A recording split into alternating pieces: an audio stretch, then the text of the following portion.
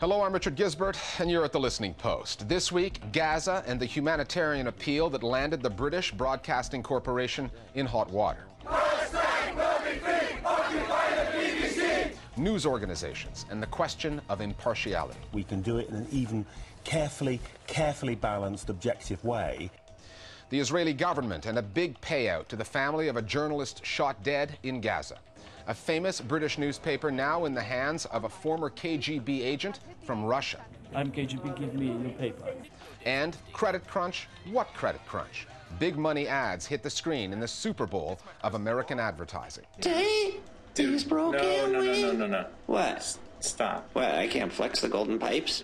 Welcome back. Israel's war on Gaza has been the top news story of 2009. But now that the smoke has started to clear and aid workers and journalists are allowed back in, attention has turned to helping those who have suffered. The British Broadcasting Corporation found itself at the heart of a controversy when it chose not to show a televised appeal for the people of Gaza, citing editorial concerns about impartiality. That decision led to more than 17,000 complaints and calls from religious leaders and politicians to the BBC to change its stance. What role should the media play in the event of man-made disasters? And does the BBC's impartiality argument hold water? That's our starting point this week. Gaza, the media, and what part, if any, news outlets should play when it comes to humanitarian aid.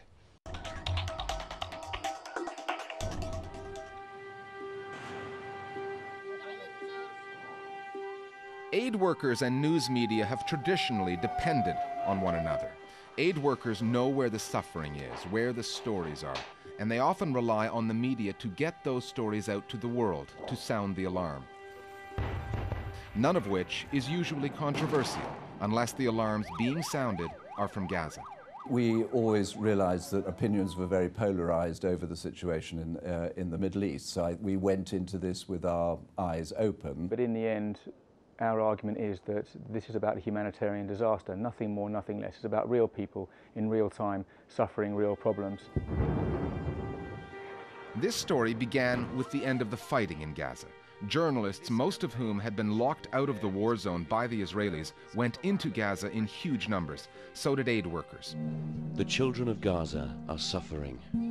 The Disasters Emergency Committee, an umbrella group of 11 British charities, saw a humanitarian need and launched an appeal for donations built mostly around the most powerful medium available, television. About the rights and wrongs of the conflict.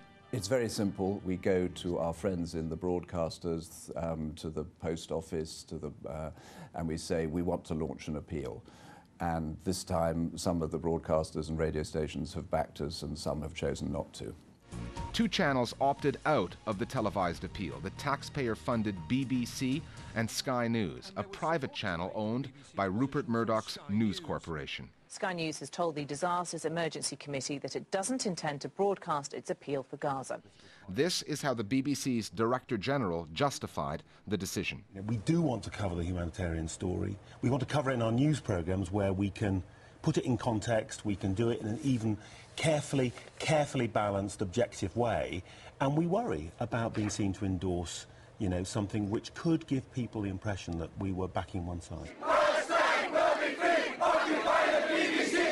The BBC's decision sparked a huge response. Demonstrators descended on BBC offices, accusing the corporation of a pro-Israel bias. Religious leaders, Christians among them, were also critical. Anti-babe, wake up and get on with it. As were some politicians. And I just want to finish just by making one remark about the BBC. It has been run by idiots for the last decade. One of the BBC's flagship programs, Newsnight, reported 15,000 complaints as opposed to some 200 letters of support. And, to their credit, BBC journalists put some tough questions to their own executives on the air. This looks as if you're just scared of the Israelis. We're not scared of the Israelis. The BBC has broadcasting from Gaza, covering this war with neither fear nor favour for either side. Well, I think the decision by the BBC and Sky is disgraceful. If you look at the BBC's reasons for not broadcasting the appeal, I mean, they're all redundant. They're saying that they didn't want to seem partial to the conflict. Well, I mean, they've actually shown their bias by not broadcasting the appeal. I think this was really just kowtowing to the pro-Israel lobby. The BBC has refused to air aid appeals before, on 2 occasions. Once it said no to an appeal for East Africa, saying it could not be sure that the aid would reach the people it was intended for. The only precedent for the BBC refusing an appeal on the grounds of editorial impartiality occurred in 2006, after the war in Lebanon. The only one that I can recall that's similar to them saying no to was the Lebanon appeal, which you never saw because it never happened. And again, that featured Israel. The common factor seems to be the Israeli issue. So it seems to be that the BBC only has a problem with impartiality when it comes to the Middle East. It doesn't seem to have the same problem with Africa or with Asian conflicts in the same way as it has done with both Gaza and Lebanon. Like many news outlets, the BBC is very sensitive on the Palestine-Israel story. Israeli politicians have frequently accused BBC journalists of a pro-Palestinian bias. In 2004, BBC conducted an internal study of its Mideast coverage, but never made the findings public. Last year, the BBC launched an Arabic-language TV news channel. And in the midst of the Gaza appeal controversy, Director General Mark Thompson met with the staff of BBC Arabic, where he was grilled by journalists concerned that this controversy would damage BBC Arabic's reputation for impartiality. I've spoken to people in BBC Arabic who are extremely angry at the BBC's decision. BBC Arabic television is very new, and this will come at a time where it needs audiences and audience trust in that region to make that venture a success. And it is very hard to see how people will continue to be tuned in to the BBC after a saga like this, when they have other stations to watch within the region that they feel would speak up more in their interest. The decision taken by BBC and Sky News could have implications not just for the people of Gaza. This controversy could end up denying victims of other conflicts, future conflicts, the help they need. This does mean that whatever happens with any future appeal, whether it's for the Middle East or for another conflict situation, those decisions are going to be scrutinised ever more carefully, and questions are once more going to be asked is, if one comes up for, say, the Democratic Republic of Congo in a couple of years' time, or another conflict situation, why would the BBC be willing to go ahead with that when it wasn't prepared to go ahead with one for Gaza? Here's how our Global Village voices see the story of the Gaza appeal. The media absolutely has a social responsibility to provide a voice to the voiceless and to get the message of victims out from conflict and disaster zones. This does not necessarily mean it has to air ads or appeals on behalf of those groups.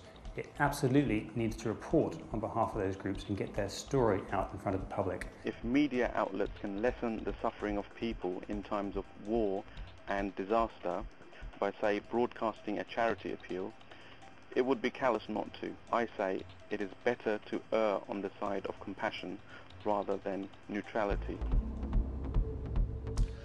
Our Global Village Voice platform is designed to give you the chance to feed back into the worldwide news machine. Just email us at listeningpost@aljazeera.net and we will find a way to get your comments on what is good or bad about the news media on the air.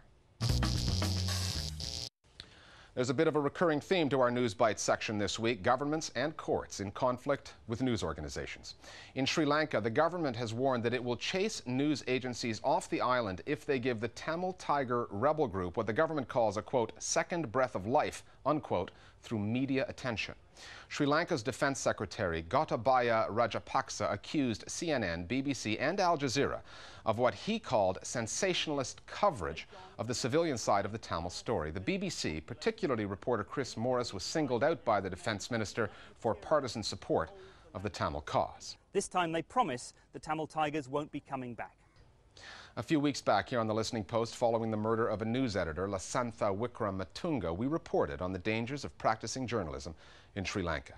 4 Egyptian news editors convicted of defaming President Hosni Mubarak and key members of the government have had their year-long prison sentences overturned by an appeals court. Those sentenced were the editor of one of Egypt's largest dailies, Al Dastour, and the editors of 3 weekly papers. The 4 all fell foul in 2007 of a press law that makes insulting public officials in Egypt a criminal act. Despite the convictions being quashed, the court upheld the fines, which were in excess of $3,000. One of the 4, Ibrahim Aissa, was also sentenced to 6 months in prison for reporting on rumors about the president's health, which sent the country's economic markets into a tailspin. Aissa was later pardoned by the president.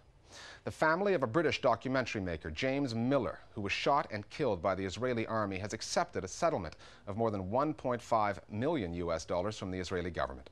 Miller was shot in the neck back in 2003 as he left the home of a Palestinian family in a refugee camp in Rafah. The soldier who opened fire was cleared by Israeli authorities of misusing firearms, but a later inquest in the UK found that Miller was unlawfully killed.